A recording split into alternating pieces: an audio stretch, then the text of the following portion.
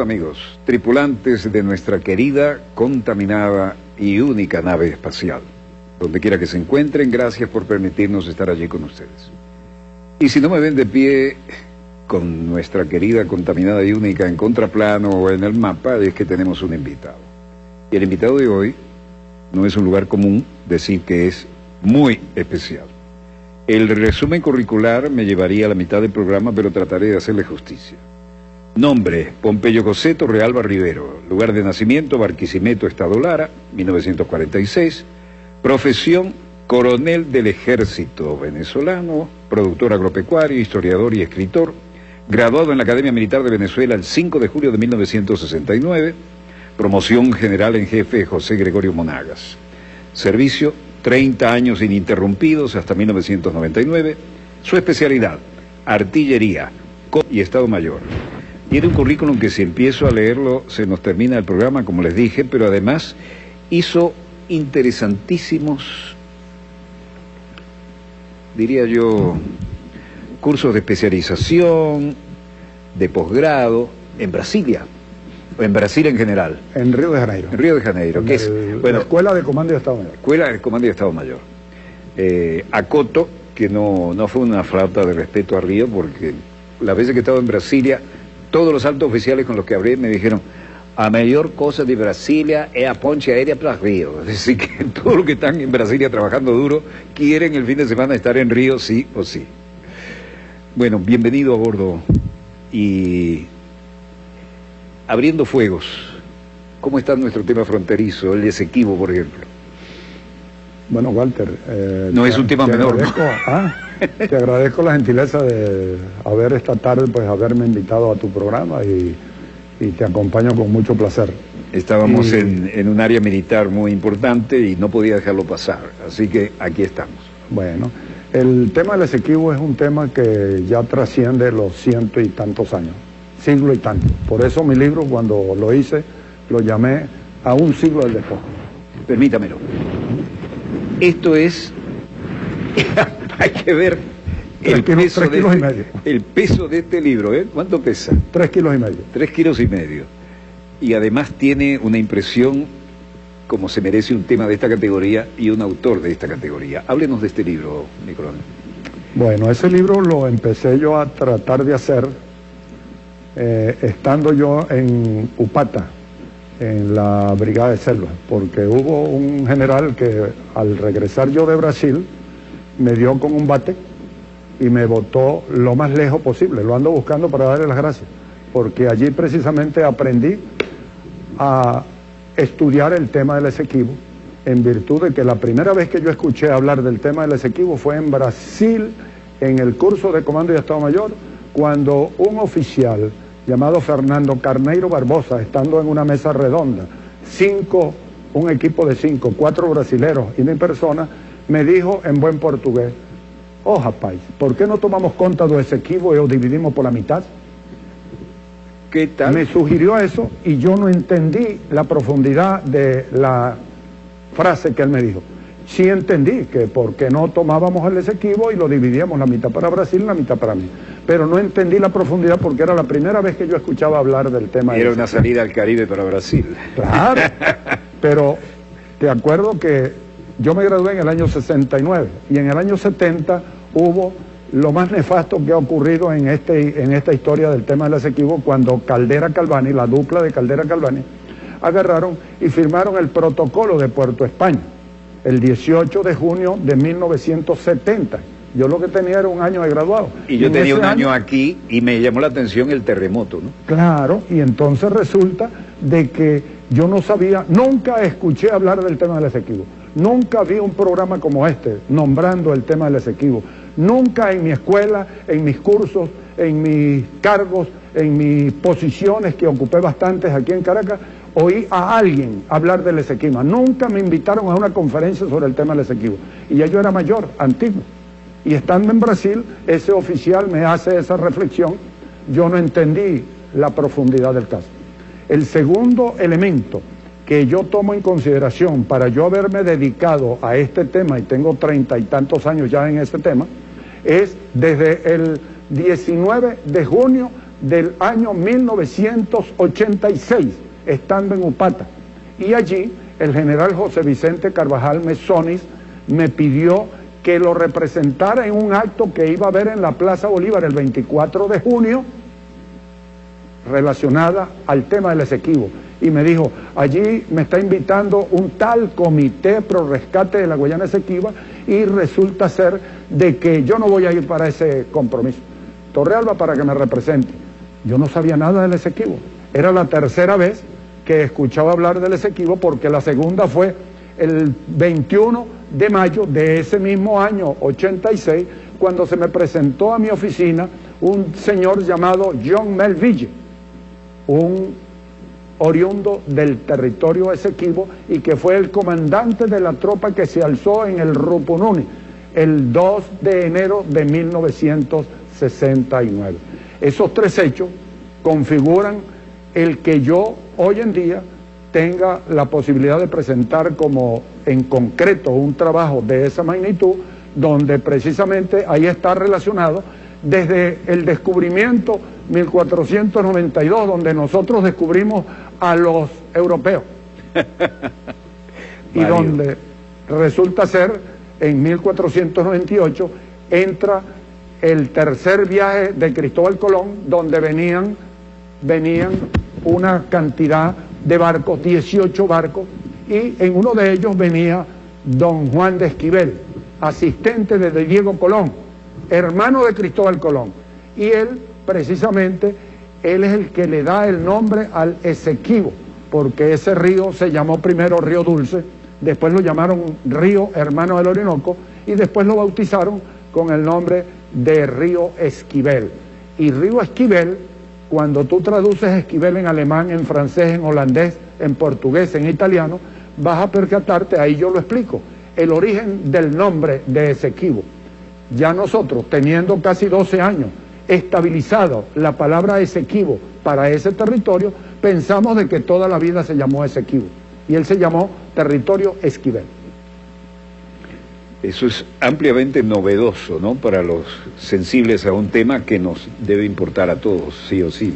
Eso sería para explicarte la primera pregunta que yo me haría. La primera pregunta que yo me hago es, para yo poder entender el tema, ¿qué es el Esequibo? Y precisamente es un espacio geográfico aquí entre Venezuela, ¿verdad?, y Guyana, donde hay un espacio que se llama Esequibo dentro del territorio de Guyana, de la República Cooperativa de Guyana, y hay el espacio que tiene 159.500 kilómetros cuadrados de nuestro territorio, que fue un desmembramiento del estado Delta Amacuro, que se llamaba el Cantón de Piacoa en aquellos años, y del estado Bolívar, que era una provincia de Guayana. Entonces, los invasores, ellos no invadieron a un estado en particular, ellos invadieron un espacio geográfico que le pertenece tanto al estado Delta Amacuro como parte del estado Bolívar. El día que nosotros recuperemos ese espacio, tenemos que volvérselo a anexar a donde originalmente fue sacado de su contexto, como es el estado del Tamacuro y el estado Bolívar. Perdón la interrupción y la digresión. Recuerdo que algún oficial hace mucho tiempo me dijo, teníamos unas lanchas de desembarco de fondo plano, y era ese era el plan táctico dentro de una estrategia del general Marcos Pérez Jiménez de recuperar el Esequibo. Y esas lanchas de desembarco de fondo plano eran precisamente para ser utilizadas allí. También habían unos aviones llamados Catalina, sí, canadienses. Señor. Uno de ellos todavía permanece en la rampa de la Fuerza Aérea en Puerto Ordaz. Allí está todavía ese avión. Catalina son hidroaviones anfibios de ala alta bimotores. Sí, señor. Y correcto, bombarderos eventualmente. Se usaron en guerra, sí, incluso antisubmarina en la Segunda Guerra. Correcto.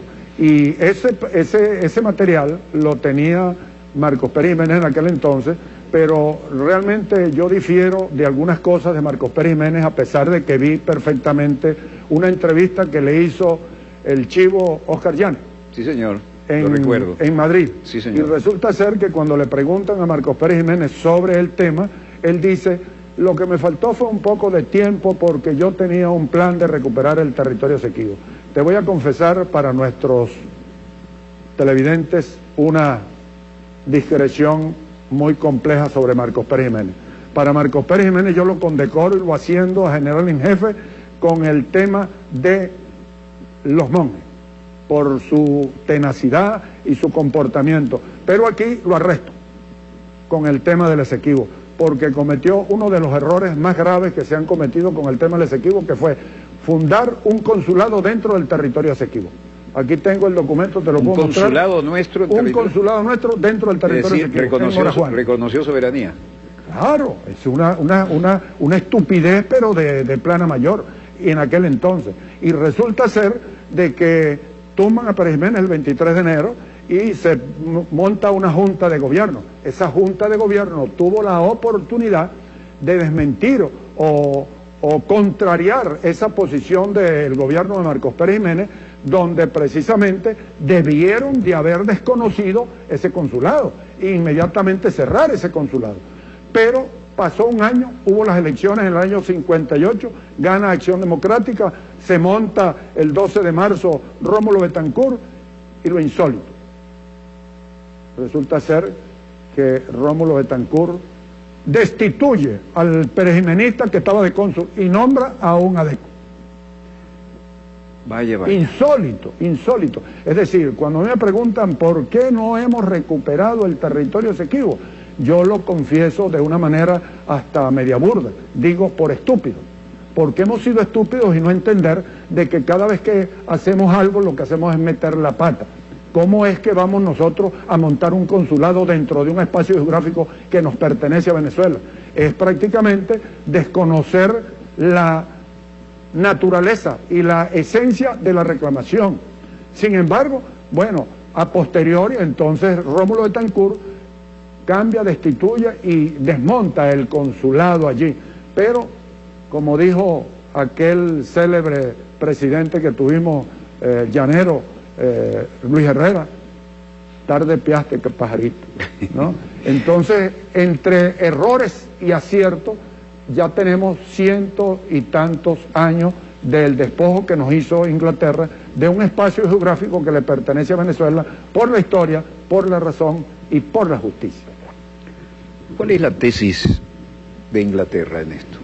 La tesis de Inglaterra está solaparse en la oportunidad del 26 de mayo de 1966 que le dieron la independencia a sus colonias, partiendo de la presión ejercida por Venezuela en aquellos años del año 1962, que se traduce en la decisión de 1966, cuando el 17 de febrero de 1966 se firma el Acuerdo de Ginebra, que precisamente el Acuerdo de Ginebra es un instrumento legal, jurídico a nivel internacional que nos permite seguir reclamando nuestro territorio por cuanto él invalida el laudo arbitral de París del 3 de octubre de 1899, que se produjo en forma irregular, donde allí un tribunal arbitrario, injusto e ilegal, formado por 2 norteamericanos, formado por 2 ingleses y por un ruso, Frederick de Marty, que suponíamos que era el fiel de la balanza de ese tribunal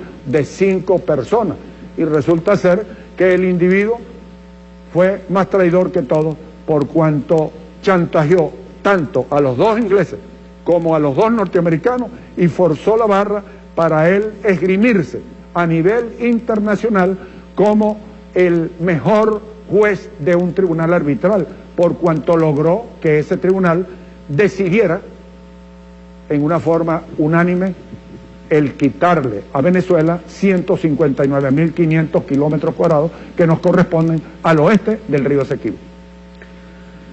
Es lamentable ver el rosario de contradicciones que se van alineando a medida que se investiga cada vez más ese tema, ¿no? Todas esas contradicciones las explico yo en mi libro.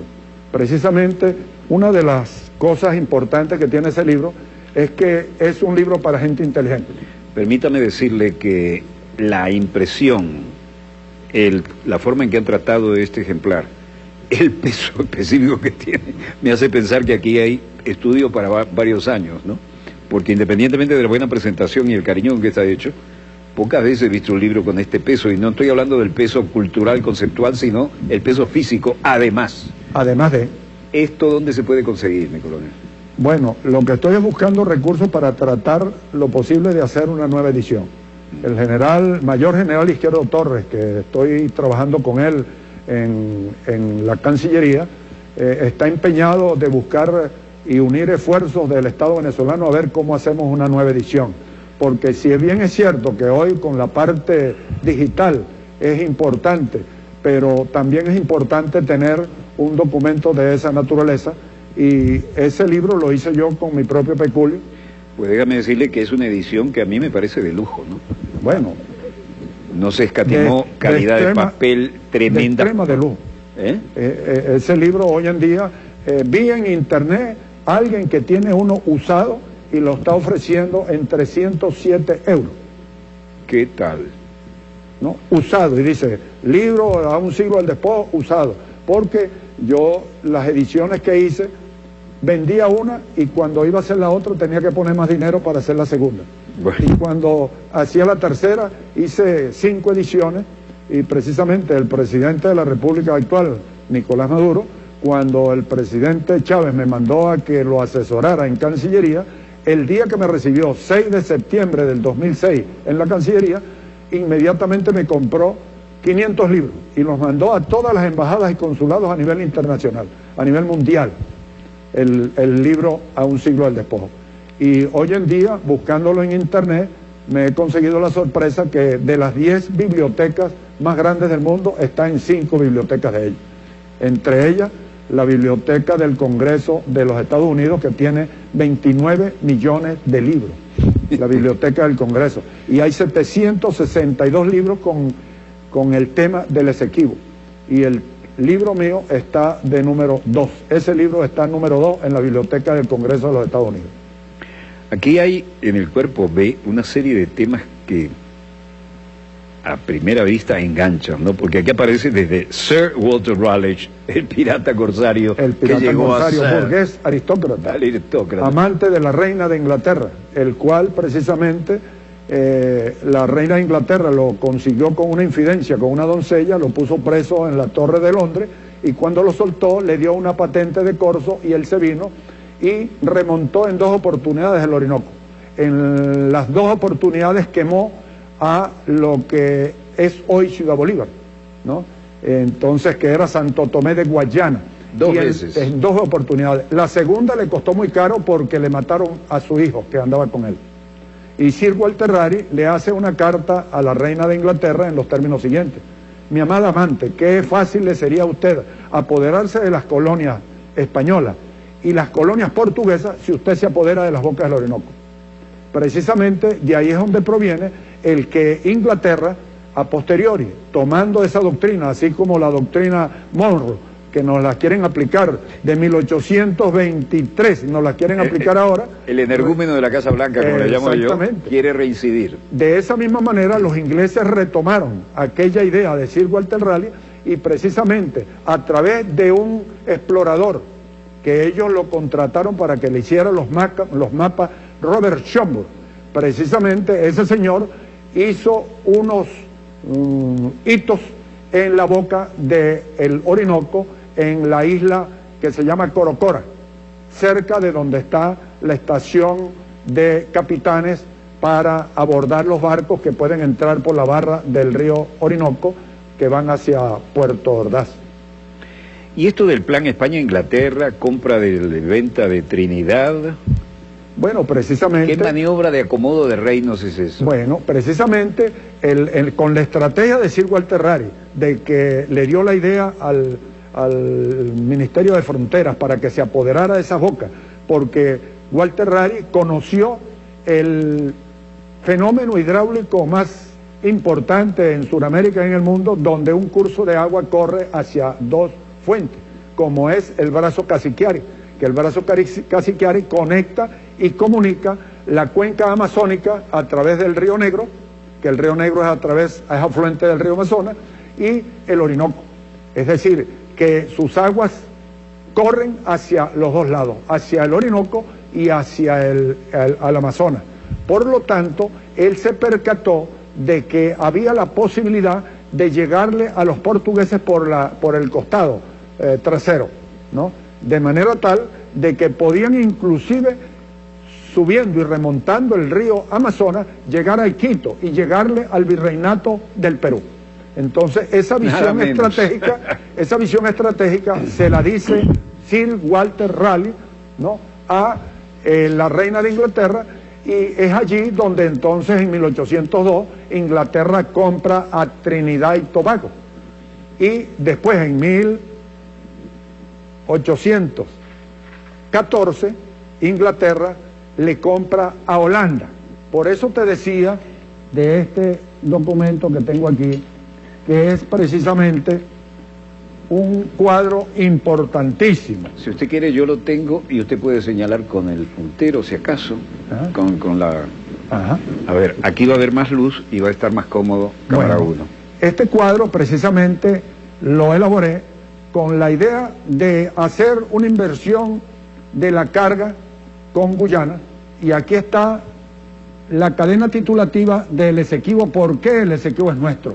Porque todavía tenemos muchos de nosotros, venezolanos, y a nivel del mundo, que no entienden de por qué el Esequibo es nuestro. Entonces, es una de las respuestas que tenemos que dar. ¿Por qué el Esequibo es de Venezuela?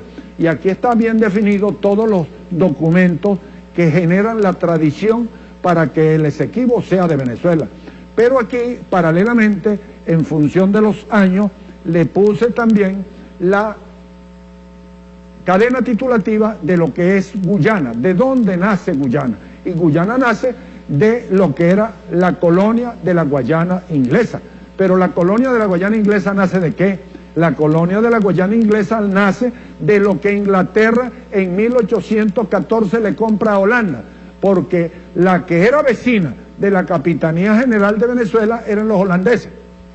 Y por eso es que Surinam viene de Holanda también.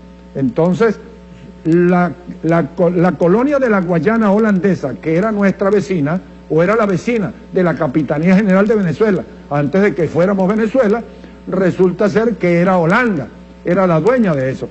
Y Holanda le vende, una vez que sale de una situación social y económica y política muy grande, cuando Napoleón Bonaparte invade tanto España y tumba al rey de España y pone a José Bonaparte, Pepe Bonaparte lo pone de rey de España, pero también entonces invade a Holanda y destituye a los reyes de Holanda, que era la Casa de Orange, y pone a Luis Bonaparte del rey de Holanda.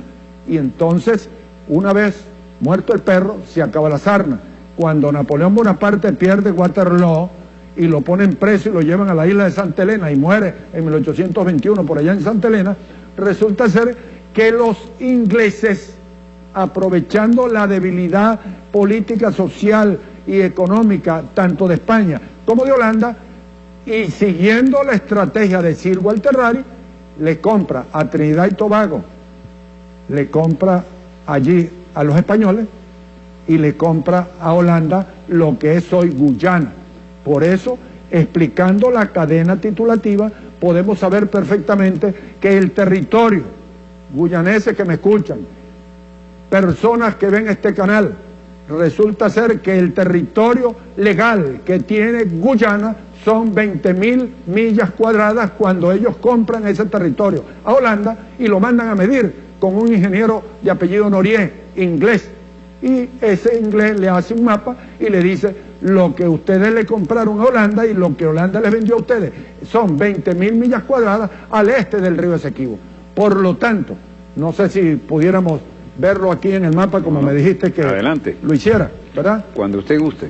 Bueno, aquí tenemos el territorio Esequibo. Y este es el río Esequibo. Lo que Inglaterra le compró a Holanda es del río Esequibo hacia el este, 20.000 millas cuadradas. Y 20.000 millas cuadradas son 37.000 kilómetros cuadrados. Por lo tanto, aquí tenemos el río Esequibo, que es lo que divide ¿Y quién va a mover el río Esequibo? Nadie, el río Esequibo está allí. Entonces, al este del río Esequibo tenemos a un país vecino, un país suramericano, a quien nosotros tenemos que darle la mano, ayudarlo en todo lo que podamos.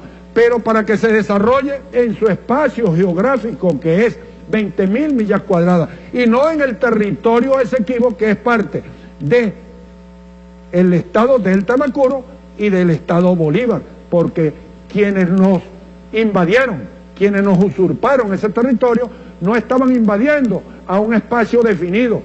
Este límite fue impuesto por el presidente del Tribunal Arbitral el 3 de octubre de 1899, y este límite fue arbitrario, tan arbitrario que en la decisión arbitral no hay ningún justificativo, no hay cómo explicar de dónde salió este límite. Ahora, la explicación única... ¿Ese tribunal era? El tribunal arbitral fue el tribunal que decidió de quién era el territorio Esequibo en función de la invasión que estaba haciendo Inglaterra a través de sus colonos y pasando gente para acá.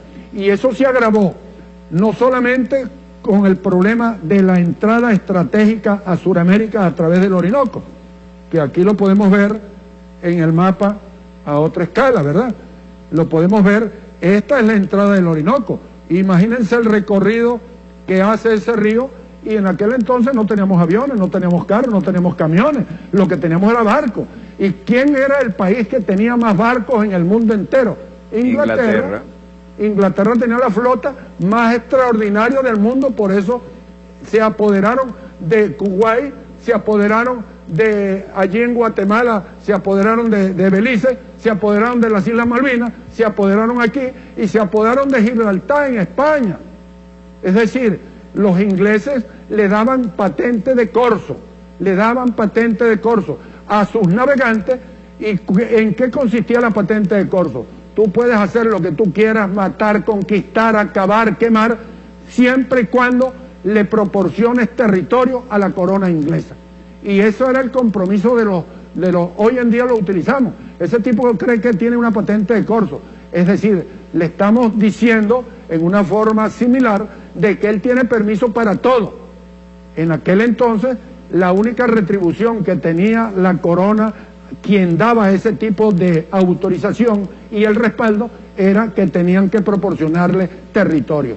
Entonces, este río Orinoco, que se configura aquí y que va hasta el Cerro Delgado Chalbó, tiene un brazo que se llama brazo Casiquiari, que conecta el Orinoco, las aguas del Orinoco las conecta con el Río Negro, y el Río Negro va y es afluente del río Amazonas.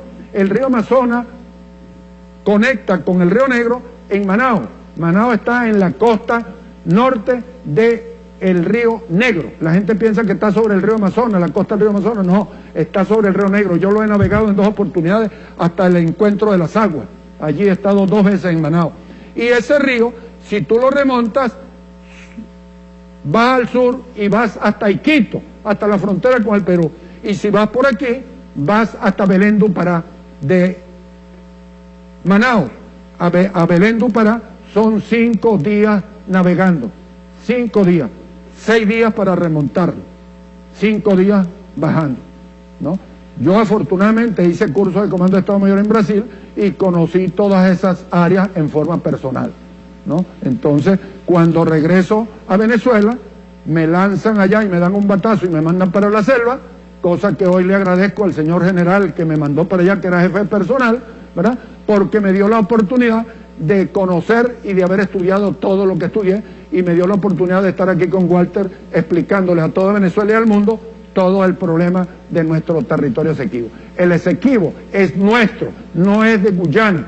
El Esequibo fue un despojo que nos hizo Inglaterra en aciagos días de nuestra historia patria. El Esequibo es un espacio geográfico que tiene una serie de personas allí, y que esa serie de personas nosotros tenemos que rescatarla. El ciudadano presidente de la República en el 2017 ordenó de que ceduláramos a todos los ciudadanos nacidos en el territorio Esequibo, convencido de lo que yo vengo diciendo desde hace 30 años. Si el Esequibo es nuestro, los ciudadanos nacidos en el territorio Esequibo son ciudadanos venezolanos por nacimiento, indistintamente que hablen inglés, de que sean negritos y de que les guste el pollo con curry, ¿verdad? Indistintamente de cualquier situación personal o familiar, son ciudadanos venezolanos por nacimiento. Y tenemos que enseñarles eso a ellos, para que precisamente ellos puedan incorporarse a la sociedad venezolana como ciudadanos venezolanos por nacimiento. Sin duda que les va a ir mejor que con la preocupación enorme de Su Majestad la Reina por esos súbditos, ¿no? Sí, Guyana tiene un caso extraordinario, único en el mundo prácticamente. Cuando yo empecé a estudiar el tema del Esequibo en el año 1986, lo primero que hice fue cuantificar la cantidad de personas o la cantidad de gentes posibles o probables o factibles que tuviera el territorio Esequibo. Ese territorio Esequibo. Cada puntico de eso es un caserío, es un pueblito pequeño allí, ¿verdad? Y resulta ser, fui cuantificando y cuantificando y cuantificando, y hice un cálculo aproximado de que en este espacio geográfico hay unas 200.000 personas. Por eso en una oportunidad me presenté a Saime y solicité audiencia con el presidente, el director de Saime, que era la ONIDEX, y me presenté, mire, yo soy el coronel Pompeyo Torrealba y vengo a buscar 200.000 cédulas. Y la gente pensó, bueno, dijo, ¿este hombre de dónde viene que viene a buscar 200.000 cédulas? Y me hicieron pasar para hablar con el director de Saime. Y cuando le hice la explicación, me nombró su asesor allí. Hoy en día está un amigo allí que está vizcaíno, a quien le mando un saludo cordial, porque tengo pendiente una reunión con él para darle cumplimiento a la orden que nuestro presidente Nicolás Maduro Moro dio en el 2017 y que está pendiente por cumplirle, y que es cedular a todas esas personas. Ya cedulamos a un grupo y el día 23 y 24 de marzo del 2017 hicimos un primer intento de cedulación. Lamentablemente no se ha terminado porque las cédulas esas no tienen un respaldo correcto como tiene que hacerse y ha habido algún inconveniente. Pero esa es una de las cosas que quiero precisamente coordinar con Saime, de manera tal de darle cabal cumplimiento a la orden del presidente de la República, Nicolás Maduro, de que todos esos ciudadanos nacidos en el territorio Esequibo sean cedulados, tengan su cédula de identidad, porque a partir de allí es que yo le veo solución al problema del Esequibo. La solución es social y económica, apoyarlos, darles y que todas estas personas disfruten de todas las bondades de la revolución bolivariana y de todas las misiones que el venezolano común y corriente disfruta. Precisamente tenemos que volcar la atención a ese territorio para que nosotros podamos tener a futuro la devolución de ese espacio geográfico y no hacer lo que hizo Inglaterra, abandonar a Guyana a la buena de Dios. Guyana tenía, cuando yo empecé a estudiar el problema de la población, tenía 800.000 personas. Y de esas 800.000 personas yo le calculé de que tenían 200.000 personas el territorio Esequibo, porque las dos principales poblaciones, que son Georgetown y Ámsterdam, Nueva Ámsterdam, son las dos principales poblaciones que prácticamente tienen un 60-70% de la población de Guyana. Entonces, de este lado deben de haber unas 600.000 personas y de este lado yo suponía unas 200.000, para un total de 800.000 personas. Y resulta de que hoy en día tú te metes en internet y buscas en internet cuál es la población de Guyana. Insólito, sorpresa, hoy, después de 32 años, 33 años que tengo yo estudiando el tema del Esequibo, hoy Guyana acusa tener una población menor. Está ocurriendo lo que ocurrió en los años de la Guerra Fría con el muro de Berlín. Estando yo en el muro de Berlín, viendo el muro de Berlín allí con un asistente que cargaba allí, y le pregunté yo de cuánto era la población, que dónde estaban los niños. ¿Dónde estaban? Porque duré 4 o 5 días en Alemania y no veía niños por ningún lado. Me dijeron, no, es que están en la escuela. Y en 5 días vi en Alemania, habiendo conocido 7 ciudades, 14 niños contados uno por uno. Las mujeres no querían parir. Eso le está ocurriendo a Guyana, donde el guyanés no quiere ser guyanés. Y a la prueba me remito. ¿Cuánto es la población que tiene Guyana hoy? Menos de 800.000 personas acusan ellos. ¿Y la corona se preocupa de salud, de educación gratuita y cosas así? No, en absoluto. Entonces Guyana tiene problemas sociales, tiene problemas económicos, tiene problemas religiosos, tiene 3 partidos, el partido amerindio, el partido de los hindúes y el partido de los africanos. Entonces tienen dividido, ¿no?, un 43-45% de indo-guyaneses, que son los hindúes, de ahí es donde viene la palabra indios, pero resulta ser que nosotros tenemos aborígenes. ¿Por qué tenemos aborígenes?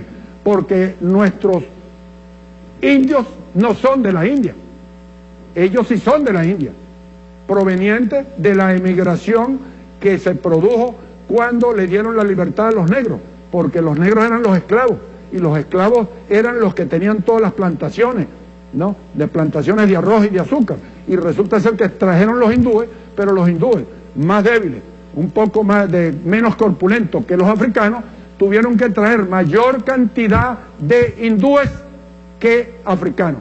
Por eso la población africana, descendiente de los africanos, afro-guyaneses, resulta ser que vienen en un 35-37%, y los otros son 47-46%, y los amerindios, indio-americanos, para diferenciarlo de los indios de la India, son un 15 un 16%, y un 2% de una población muy flotante, que son brasileros, que son chinos, que son ingleses, que son norteamericanos, pero es insignificante. Entonces hay 3 grandes grupos étnicos en Guyana, y cada grupo étnico tiene la característica que tienen un partido político. Entonces, ahorita está, el gobierno actual es afrodescendiente. Los hindúes son mayoría, pero los afrodescendientes pudieron ganar porque se aliaron con los aborígenes, que eran los indígenas propiamente del Esequibo. Y hoy en día resulta ser que la pelea está entre esos 2 grupos que se aliaron, ¿no?, los aborígenes propios de Guyana más los africanos, se aliaron para poderle ganar las elecciones a los indo-guyaneses. Y bueno, la corona, bien, gracias. Vamos. Bueno, no ha habido mucho énfasis por parte de la metrópoli de generar altos niveles de educación, salud y bienestar, ¿no? Ellos tienen muchos problemas sociales. Es decir, lo que aquí hacemos por los inmigrantes, ni pensar que se lo hacen allí, ¿no? Yo estuve en Georgetown en el año 2007, que me mandó Nicolás, 2008, y fuimos precisamente a hacer una visita, a llevar un documento, que por ahí lo tengo, ¿no? Y fue motivado a darle respuesta a una problemática fronteriza, o no fronteriza, sino limítrofe, que se había presentado en la isla de Anacoco. No fronteriza, limítrofe. Y resulta ser que me percaté de cuál era la situación en Georgetown, que es la capital, ¿no? Ahí las aguas están en canales todavía a tipo holandés, pero con una condición que se parecía a cuando estuve en Venecia en verano, donde aquello se bate todas las Hay excretas. Que ponerse un palillo en la nariz, ¿no? Hay que ponerse un palito en la nariz. La romántica Venecia no es lo mismo verla en el cine que olerla in situ. En invierno se puede pasar, pero en verano, cuando las aguas bajan, resulta ser de que la cosa se complica un poco.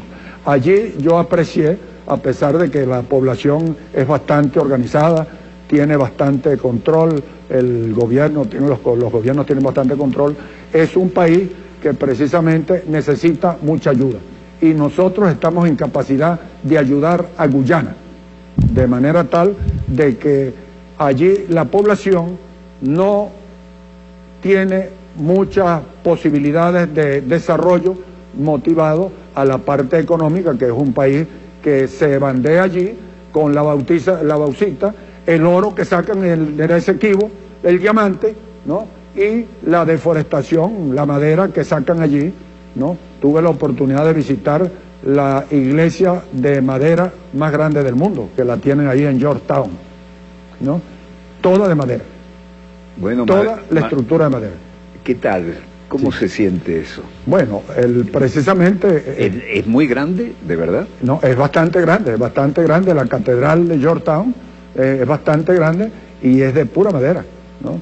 Yo les tomé algunas fotos, yo estuve allí con el viceministro de América Latina, que fuimos a llevar un documento oficial, una respuesta, que ellos pensaban que nosotros lo que íbamos era pedir perdón de lo que había ocurrido, y le dijimos, todo el contexto de la solución a este problema tiene que estar en el marco del Acuerdo de Ginebra.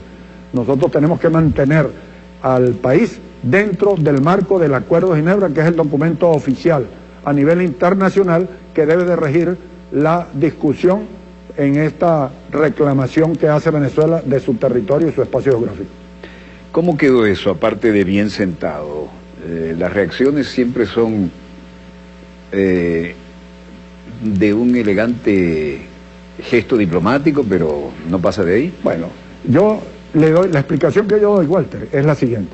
Hay un proverbio chino de hace 4000 y tantos años que lo leí en una oportunidad siendo teniente oficial de planta de la academia, que dice en 4 palabras una filosofía muy grande: haz lo que haces. Los guyaneses están haciendo lo que tienen que hacer, tratar de mantener como de ellos un espacio geográfico que heredaron en mala hora de la invasión inglesa del río Esequibo hacia el oeste, y que es igual al ejemplo que yo pongo. Tú compraste un terreno, compraste una finca, compraste un pedazo de tierra y tienes 1000 metros, y resulta ser que después tienes 10.000. ¿De dónde salieron los otros 9.000? 10.000 metros los tienes documentados, y los otros 9.000 fue que te los rodaste en la cerca. Entonces, ese rodado de la cerca, el grave problema que tenemos es que nosotros tenemos dentro de nuestra reclamación, estamos basándonos en el uti possidetis iure. Lo que poseía España debe de poseerlo Venezuela, en virtud de que es lo que significó el uti possidetis iure. Pero Guyana también lo utiliza, porque ellos dicen, lo que tenía Inglaterra es lo que tenemos nosotros. Pero lo que tenía Inglaterra es lo que ellos le compraron legalmente a Holanda, que fueron 20.000 millas cuadradas, 37.000 kilómetros cuadrados al este del río Esequibo,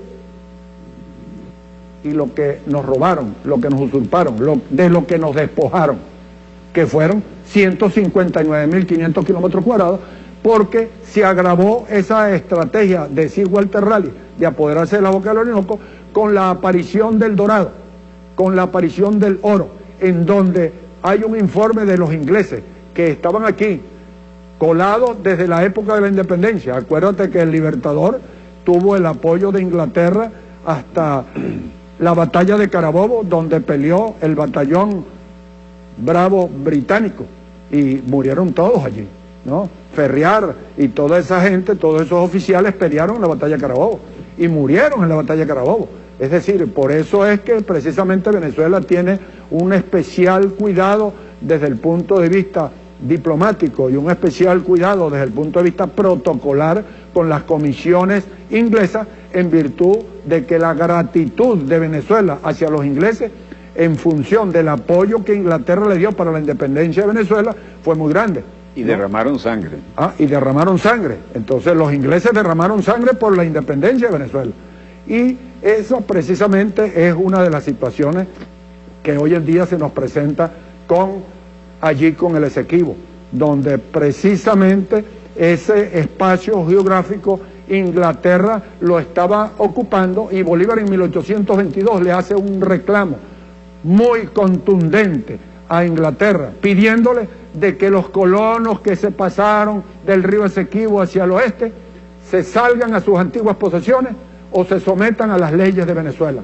Sin embargo, los ingleses no le pararon, no le hicieron caso omiso a ese reclamo que hace el Libertador, que dentro de los reclamos desde 1822 es el primer reclamo que he conseguido, en mi libro está, y lo he publicado en varias oportunidades por allí, porque de ahí en adelante empecé a buscar todos los reclamos que ha hecho Venezuela, hasta el reclamo más contundente que lo hizo nuestro canciller Marco Falcón Briceño, ¿no?, el 12 de noviembre de 1962 ante las Naciones Unidas, en un discurso extraordinario.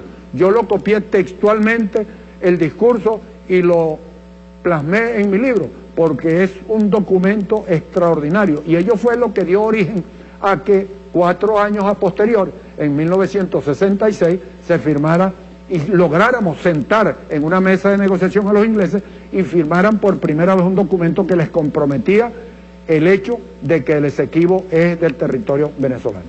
Gran canciller Marco Falcón. Marco Falcón Briceño. Entonces hizo una labor extraordinaria. Por eso precisamente nosotros tenemos que recoger todas las cosas buenas que han hecho todos los gobiernos, que todos, por muy malos gobiernos que hayan sido, algo bueno han hecho. Y precisamente todas las cosas buenas también tienen que estar concatenadas con las cosas malas para tratar de corregir las cosas malas, a objeto de minimizarlas ante la historia y minimizarlas ante la reclamación oficial que hace Venezuela de que Guyana le devuelva el territorio de 159.500 kilómetros cuadrados al oeste del río Esequibo a la República Bolivariana de Venezuela. ¿Es realista esa propuesta? Es realista. Es más fácil, como lo digo yo en varias oportunidades, recuperar el territorio Esequibo es más fácil que pelar mandarina. Yo lo analicé desde el punto de vista jurídico, lo analicé desde el punto de vista militar, lo analicé desde el punto de vista político, lo analicé desde el punto de vista social. No hay salida jurídica, porque precisamente el Acuerdo de Ginebra, a pesar de que nosotros tenemos la ventaja de que ello invalida en parte el laudo arbitral de París, resulta ser que se ha convertido en un tornillo sin fin y ya tenemos una cantidad de años con el buen oficiante, etcétera. Y eso es lo que precisamente Guyana reclama, ¿no?, que tenemos mucho tiempo con el Acuerdo de Ginebra y no se le ha visto el queso a la tostada, ni para allá ni para acá. El Acuerdo de Ginebra es un documento, como lo digo yo en mi libro, es un documento extraordinario, pero que no sirve para recuperar el territorio, sirve para reclamar. Y precisamente parte de la estrategia que yo he venido volcando a lo largo de todas mis conferencias y a lo largo de todas mis exposiciones, a lo largo de todas mis entrevistas, es el hecho de que tenemos que pasar de la fase de la reclamación a la fase de la recuperación. Hemos hecho mucho por reclamar y tenemos 100 y tantos años reclamando. Ya vamos para 120 años reclamando. Pero, ¿qué hemos hecho? Vamos a hacer un inventario de lo que hemos hecho en la recuperación, y la recuperación yo la baso en lo principal, porque lo principal es la gente. El grave error que hemos cometido a lo largo de estos 120 años es que hemos pretendido recuperar el territorio y no nos hemos ocupado de la gente. Y esa gente es la base fundamental para que nosotros recuperemos ese espacio geográfico que nos pertenece. Usted hablaba del Berlín dividido, ¿no? Del Berlín dividido. Que para los que lo hemos vivido es inolvidable. Los que estuvimos allí frente al muro, en el mirador, viendo la puerta de Brandenburg del otro lado, y tuve la oportunidad, porque andaba con pasaporte civil, en virtud de que la Cancillería de aquel entonces se retardó en darme el pasaporte oficial, y me fui con el pasaporte civil, y eso me permitió que me permitieran, valga la redundancia, montarme en un tour, en un autobús, e ir a la parte oriental. Entonces visité la parte oriental. Antena de televisión imponente. Todo, aquella medida de seguridad. Rusa. Tuve la oportunidad de estar en el año 81 en Alemania, en Berlín, y pasar a Berlín Oriental, antes de que tumbaran el muro. Yo estuve de maniobras en esa década con el ejército y la Fuerza Aérea Alemana, por una coincidencia extraña, ¿no? Aquí había un embajador alemán que había sido un veterano de guerra, que no tenía ningún problema. Y nosotros tuvimos una misión alemana acá, precisamente en nuestros uniformes, que contrariaron posteriormente, a través de la doctrina norteamericana, nos cambiaron varios de los uniformes alemanes, de corte alemán, y nos los pusieron una cristina y nos pusieron una gorrita norteamericana, cuando cayó en la mala, pues, toda aquella después de la Segunda Guerra Mundial. Pero cruzar, por ejemplo, el Charlie Checkpoint, porque Brandeburgo estaba bloqueado, ¿no? Sí, estaba. Y para ir a ver el Museo Pergamón, que estaba del otro lado, yo fui invitado... Allí nos llevaban con el autobús de turista, ¿no? Yo estaba invitado, bueno, brevemente, porque nos quedan unos minutos, otra anécdota, ¿no? Aquí había un embajador alemán que había sido veterano de la Segunda Guerra y le tocó el frente ruso, terrible, ¿no? Y me acuerdo que estábamos hablando de ese frente y habló de la oleada de tanques rusos que destruían 30 tanques y aparecían 60. Y destruían 60 y aparecían 90. Las divisiones Panzer. Las Panzer de ellos. Y entonces le digo, bueno, y me imagino que Hans Rudel con su Stukas en picada le solucionó. Y el tipo este señor se queda así. ¿Y cómo sabes tú de Hans Rudel? Y bueno, yo pertenecí a la Fuerza Aérea Uruguaya, era un fanático de los temas, fue muy breve mi permanencia, pero fui fanático de los temas de aviación y los Stuka y Hans Rudel, era imposible. El hombre cambiaba las batallas con su poderío aéreo, un caso insólito.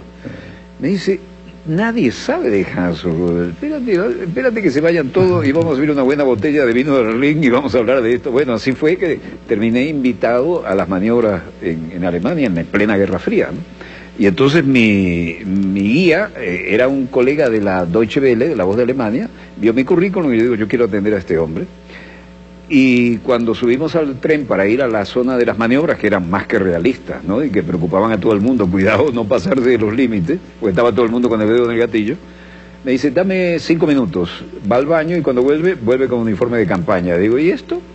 Digo, bueno, yo vi tu currículum, vi que fuiste militar, yo soy locutor y productor de la Voz de Alemania, pero soy militar y estoy en la reserva y quise ser yo quien te atendiera. Bueno, vi cosas que nunca hubiera podido ver un periodista estándar, ¿no? Pero cuando lo dije, quiero ir al Museo Pergamón, que está en Berlín Oriental, le digo, mira, Walter, si tú vas allá, cuando pongas un pie detrás de esta línea blanca, ya está no marcado, eres mi problema. Está marcado. Si a la hora exacta tú estás de vuelta, yo no te conocí nunca. Y fui al Pergamón y vi cosas estupendas y de aquella magia del Berlín dividido, inolvidable, ¿no? Sí, sí. Y además todo el mundo con el dedo en el gatillo. Sí, una situación de tensión, de guerra extraordinaria, ¿no? Era el ombligo de la Guerra Fría, eso. Sí. Bueno, se nos terminó el tiempo. ¿Con qué cerramos? ¿Nos queda cuánto, señor? 2 minutos, todo suyo. Bueno, fíjate, hoy recibí una llamada de un amigo pidiéndome que le diera mi WhatsApp para mandarme un documento y era el Acuerdo de Ginebra. Le dije, bueno, yo lo tengo, pero mándamelo. Le agradezco al teniente coronel Milano Zambrano, quien precisamente me pidió que le diera mi WhatsApp para mandarme el Acuerdo de Ginebra, la importancia. Bueno, le dije, yo lo tengo, pero mándamelo, porque yo todo lo que pueda conseguir, además de lo que ya tengo documentos para hacer 2 o 3 libros más como ese. Bueno, mostremos para cerrar, con su permiso. El tiempo aquí es militar. Señor director, un buen primer plano aquí. Si pueden conseguir esta edición de lujo, independientemente de su altísimo contenido, esto es un incunable casi. Entonces hay que tenerlo en una colección para los amantes de los grandes libros que van a pasar de generación en generación haciendo un gran aporte a la patria. Yo le felicito por este esfuerzo. Es impecable, no solo el contenido, que está fuera de toda duda, pero es impecable esta edición. ¿Cómo la logró? Quisiera hacer una nueva edición, pero el dinero no me alcanza y quisiera conseguir un patrocinante que me permita hacer una nueva edición, siquiera unos 1000 libros más, porque hay mucha gente que me ha pedido y tengo ese y otro de reserva porque ya se me acabaron, se agotaron totalmente los libros. Y acá se juega la verdadera historia de la Guayana Esequiba también. Ahí está todo, ahí está todo. Muchísimas gracias. Permiso para terminar este programa. Hay que respetar los rangos. Cuando uno es militar, siempre es militar. El sol de Venezuela nace en el río Esequibo. Eso es bueno no olvidarlo. El sol de Venezuela nace en el río Esequibo, porque ahí va mucha superficie de nuestro territorio, ¿eh? No solo en el Esequibo, en el río Esequibo. Es buena esa corrección. Y precisamente ese eslogan lo puse de pie de página de todos los documentos elaborados en mi oficina en la Cancillería, en la unidad especial del Esequibo. Y esa unidad especial del Esequibo la creó el actual presidente de la República siendo canciller el día 6 de septiembre del 2006. En el momento que me fui para allá, esta es una anécdota importante, que precisamente la primera lección que le di al presidente Nicolás Maduro fue ese día, 6 de septiembre del 2006, cuando él me dijo: coronel, el presidente me ordenó de que lo incorporara aquí en la Cancillería, yo lo voy a incorporar a la unidad especial de Guyana. Y le dije: yo no voy para esa unidad especial de Guyana. ¿Y por qué, coronel? Porque la unidad especial de Guyana debe encargarse de Guyana. Yo lo que quiero es encargarme del Esequibo, y yo vengo para acá a abrir caminos para la recuperación del territorio Esequibo. Ya yo no quiero seguir reclamando.